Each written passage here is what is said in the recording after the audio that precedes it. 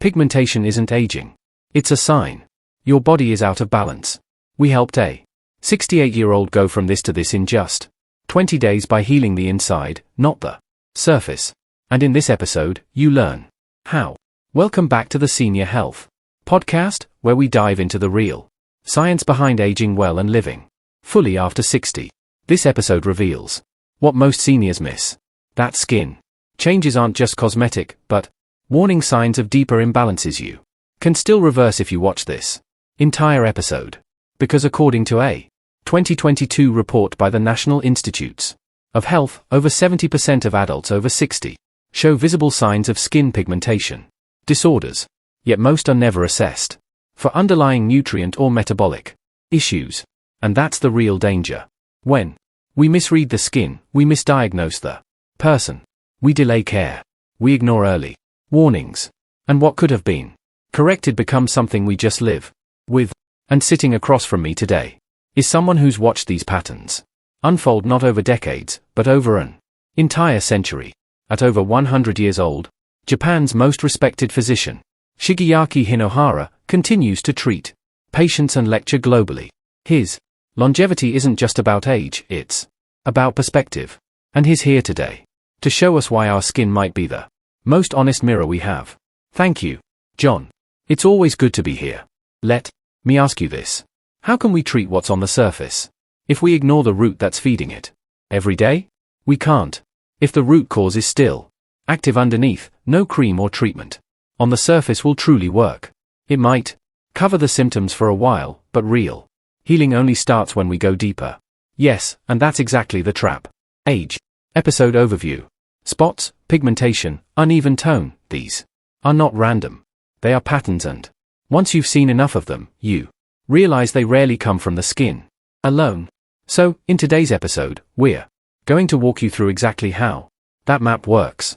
We'll talk about the minerals your body may be starving for, the signals your skin is trying to send, and the most overlooked lifestyle habits that accelerate or reverse these changes.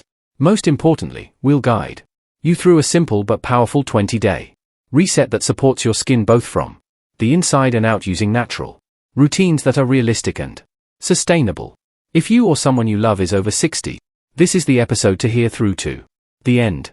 Alright, doctor. So, the symptoms might be real, but if we miss the cause, we misread the solution. Exactly. We'll walk through the invisible chain reaction between your liver, your diet, and the minerals that fuel your skin's renewal. Once you understand it, the mystery behind age spots disappears, and real change becomes possible. This reminds me of a woman I treated years ago. Diana, 68, sharp-witted but clearly worn down. She was tired of being told her dark spots were just sun damage or normal aging. After trying every serum and hiding behind makeup, she still didn't feel like herself. When we dug deeper into her labs, her diet, her digestion, we found low zinc, poor liver function, and broken sleep.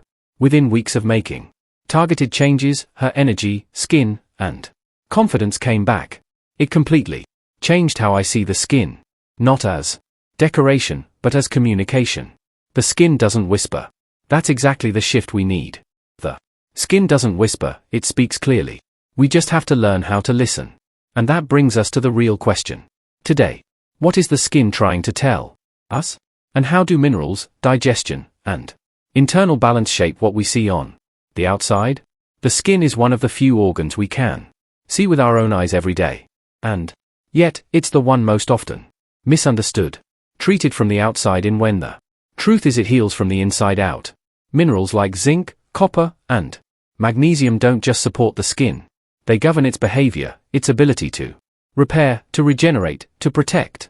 So when someone sees a new dark patch or spot, it might not be just age catching up. It could be a sign that something deeper is slipping out of balance. Exactly. And in seniors especially, that balance is delicate. Absorption weakens with age. Digestion slows. And even if we eat the right foods, the body might no longer extract what it once could. The missing link. That makes a lot of sense. And it also explains why so many older adults feel confused. They eat well, take supplements, avoid the sun, and still their skin worsens. No one's telling then their gut health or mineral stores might be the missing link. Which brings me to something I think many listeners are wondering right now. If digestion is where this all begins, how exactly does the gut and even the liver set the stage for what shows up on our face and body later on? The gut is where everything begins. Every mineral, every nutrient, every signal your body needs passes through it. If that system is inflamed, sluggish, or overloaded, even the best foods can't deliver their benefits. And the liver, which acts like the body's internal filter, can't properly regulate hormones or detoxify waste, both of which are critical for healthy skin. So even if someone is eating the right foods, if the gut and liver aren't functioning well, those nutrients might never reach the skin. That's exactly right. And with age, the body produces less stomach acid and digestive enzymes, making it even harder to absorb minerals like zinc or magnesium from food. That's missing minerals. Eye-opening.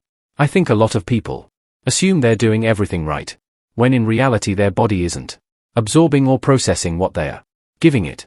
I've seen patients who are low in zinc despite eating a zinc-rich diet, and it makes sense now why topical treatments weren't enough. So if absorption and detoxification are foundational, then maybe we need to start not just with what we're eating, but how well our body is prepared to receive it. Which brings me to this.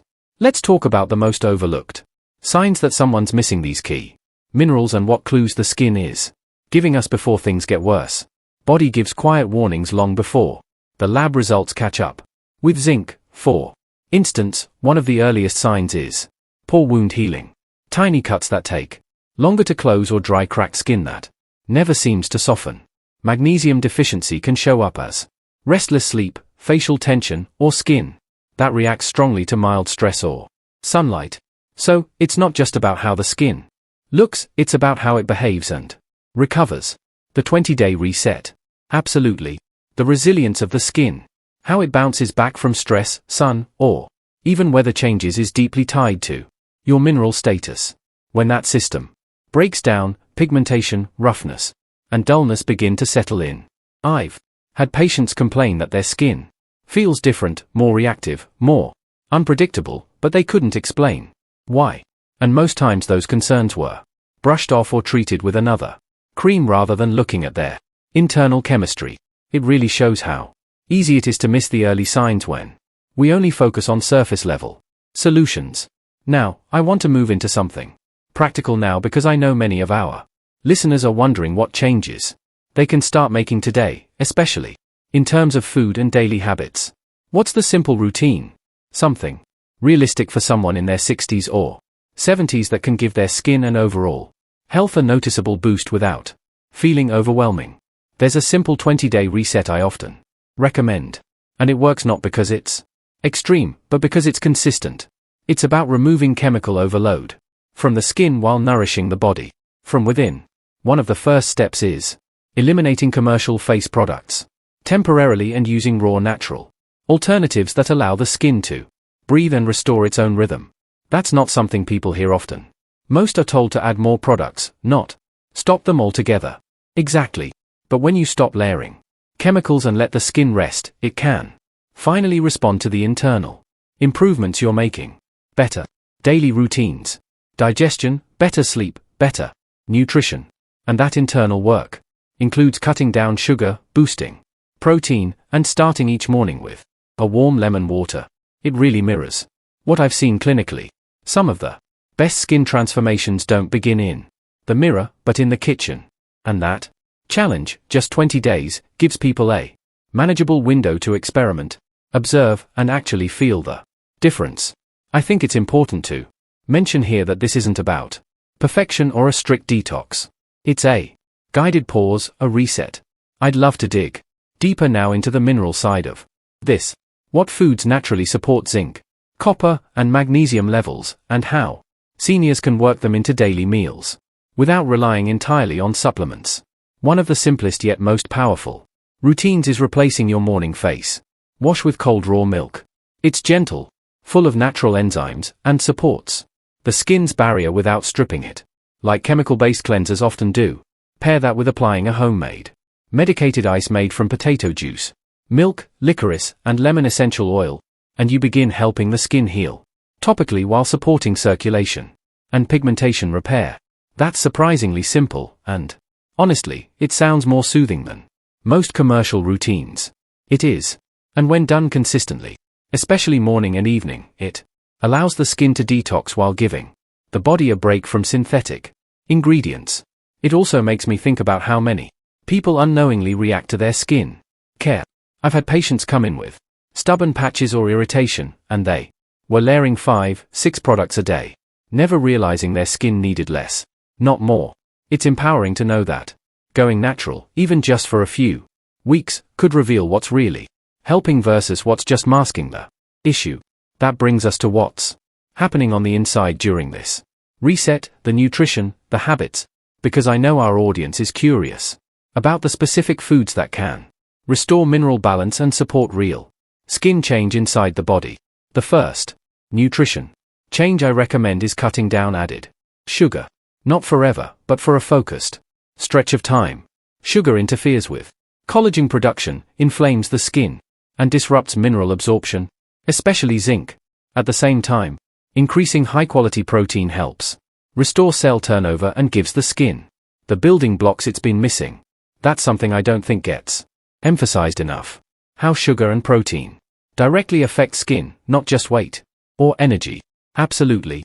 Even small shifts like replacing evening snacks with buttermilk or adding a boiled egg to breakfast can support better repair and hormone balance. The key is to focus on nourishment, not restriction. It reminds me of a patient who had been struggling with thinning skin and poor healing after minor scrapes. She wasn't eating badly, but once we looked closely, her meals were low in protein and filled with hidden sugars, juice, bread, packaged cereal. After we made those simple swaps, she began noticing her skin felt firmer and even her sleep improved. I want to take this a step further now and ask, what about fruit? Many seniors worry about the sugar in fruit, but I know vitamin C is crucial here. What's your take on which fruits support pigmentation healing and which ones we should go easy on? Fruits rich in vitamin C are essential not only for brightening the skin, but also for helping your body produce and preserve collagen. I usually recommend berries, apples, and citrus like oranges because they offer antioxidants without spiking blood sugar too sharply. But overly sweet fruits like grapes or mangoes can be harder to regulate for those with sluggish insulin response, especially if digestion is compromised. That's helpful because many assume all fruit is automatically good, but it really does depend on the person and their current balance. Exactly. 2 servings a day of lower glycemic fruits are usually safe and beneficial, especially when paired with a protein source. And again, the goal isn't avoidance. It's understanding how your body responds. That's the nuance people need to hear. It's not about labeling fruits or foods as bad, but rather learning how to use them as tools based on where your health is right now. I've had patients who cut fruit entirely, thinking they were doing the right thing and ended up losing key antioxidants that could have helped their skin recover. So, from what you're saying, it's about strategy, timing, pairing, and consistency. Now, I'd love to shift toward an often overlooked angle. How sleep, inflammation, and minerals like magnesium come together in this puzzle of skin healing after 60. Sleep. Magnesium. Sleep is when the body repairs. But that repair process depends on magnesium. This mineral calms the nervous system, lowers nighttime inflammation, and allows the skin cells to regenerate without interruption. Without enough magnesium, you may fall asleep but never truly rest, and the body stays in a low-grade state of stress that shows up on the skin. That explains why some people feel exhausted even after a full night in bed. Their body never really shut down the inflammation. Exactly. And chronic inflammation slows down collagen production and makes pigmentation more stubborn. That's why magnesium-rich foods like leafy greens, seeds, and even a small piece of dark chocolate can play a surprisingly powerful role. That's such an important connection. People focus on creams for wrinkles or dark spots. But if their nervous system is constantly overstimulated, the skin never gets a break to repair. I've seen older adults who started sleeping better just by adjusting magnesium intake, and within weeks their skin looked more hydrated and calm. It really brings us back to the bigger idea here. The body is always trying to heal, but it needs the right conditions. I want to explore the flip side now. What happens when people overdo it with supplements, especially zinc or magnesium, thinking more is better? That's a growing overdosing with supplements problem, especially because supplements are easy to buy but harder to balance. Too much zinc, for example, can block copper absorption and trigger fatigue, joint pain, or even skin flare-ups. And excess magnesium, while rare, can disrupt digestion and lead to nutrient loss instead of gain. So, even with something natural, there's still a threshold where it starts doing more harm than good. Yes, and that threshold is different for everyone, especially in older adults with slower metabolism or weaker kidney function. That's why food-based sources are usually safer. They're absorbed more gradually and come with coactors that support balance. That's something we don't hear enough. People often assume supplements are completely safe because they're natural, but the body still has to process and regulate them. I remember a patient who started taking a high-dose zinc supplement daily after seeing it recommended online. Within weeks, her energy crashed and her skin actually got worse. When we pulled back and focused on pumpkin seeds, lentils, and small seafood portions, things finally improved. So, I want to turn to the foundational question now. How can someone know if they're truly deficient in these minerals before jumping into supplementation? Are there signs we can spot even without a blood test? Yes. The body often gives clues long before a lab result confirms anything. With zinc, it might be a change in taste, slow wound healing, or brittle nails. Magnesium often shows up in subtle ways, too, like muscle cramps, poor sleep, or that uneasy, restless feeling that's hard to explain. That sounds familiar. And I'm guessing most people brush those off as just getting older. Exactly. We normalize these symptoms, but they are often the body's early alarm system. And when you catch them early, small changes can make a big impact. That's the beauty of this conversation. It's not about fear or overwhelm. It's about listening to what your body's been trying to say. I've had patients in their 70s who turned their energy, skin, and digestion around with just a handful of consistent changes, not prescriptions, not extreme diets. And it reinforces something we've been building toward throughout this episode. Real transformation happens when we focus on internal balance first. So, as we begin to wrap up, I'd love for you to leave our listeners with one lasting idea, something they can carry forward, no matter where they are in their health journey.